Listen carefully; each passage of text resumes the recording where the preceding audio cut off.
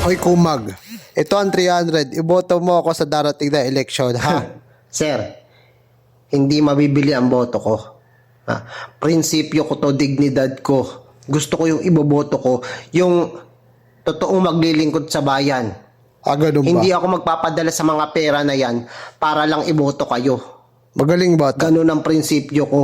Kahit dati pa, pati yung buong pamilya ko ganyan din. Kaya hindi nyo ako madadaan sa pera na yan. O sige. O next. O 500. Ito na, paibigyan mo ng 500 yon. Oh, bakit sa kanila 500? Umayaw ko eh. May kinikilingan ba kayo, sir?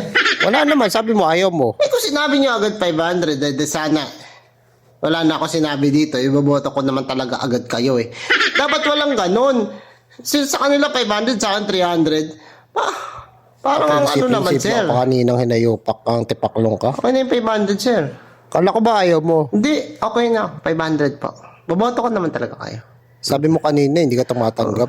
Bakit ko naman hindi kayo boboto? Wala naman dahilan para hindi kayo boto. O ito na. Thank you, sir. Dami mo sinabi, 500 pala gusto.